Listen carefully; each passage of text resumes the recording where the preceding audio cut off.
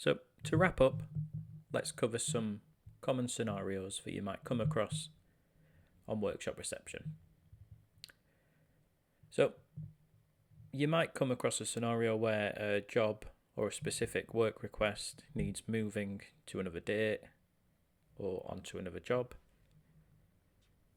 That is really easy to do using the rebook function. So on this job, for example, let's replace front brakes to a new job on a different date. What that allows us to do is continue with all the other work that's on this job and invoice it off to the customer if they want to pay for that. So single click the line and press rebook.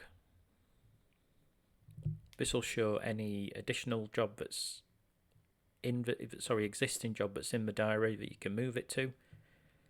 To do that, just double click the job itself or press new appointment, and that'll create a brand new workshop job for it. In this scenario, we'll just move it to the other job. So you'll notice the line's crossed out now and it says rebooked on job 4301. So if we go into job 4301,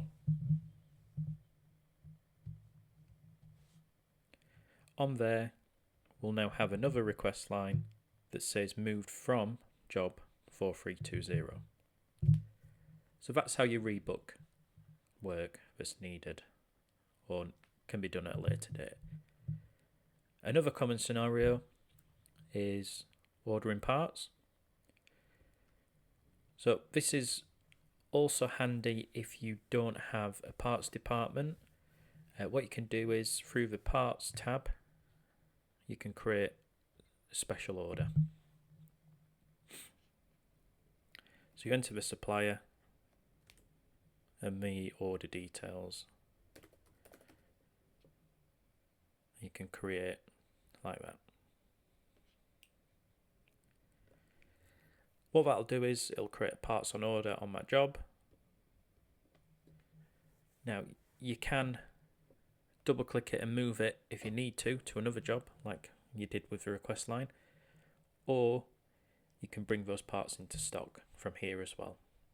So to do that, you press goods in, it'll bring up the details of the order that you just created, the special order, enter a delivery note number and the parts as well.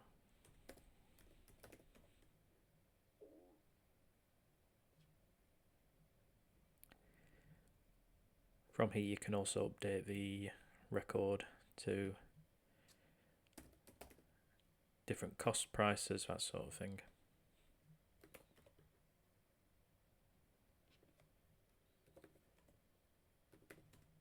Like so. Press save once that's done, and the details will be brought across to this screen here.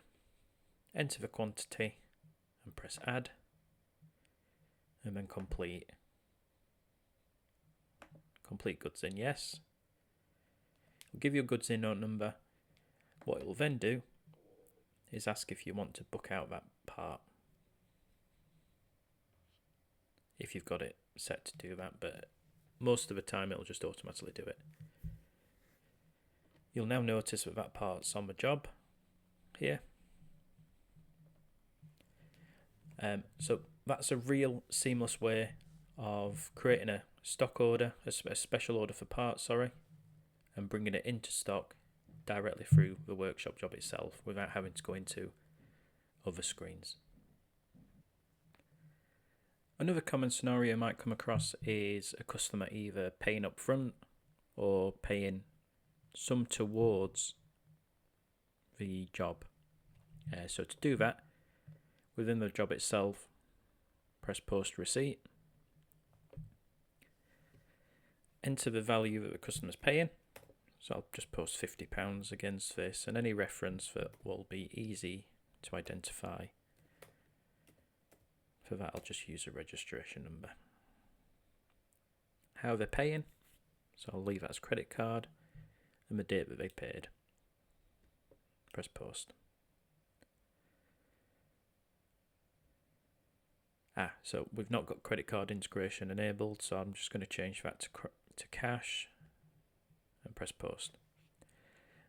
If you do have credit card integration fully enabled, that'll send a request to the card reader to take payment by card. I've done that as cash, so on your till rec, that'll show as being paid by cash. Let's just have a quick review of that. What will also happen is when you invoice and release the job, it'll deduct the £50 already taken from a customer. So that's the receipt I've just posted. So that covers common scenarios. Thank you for watching.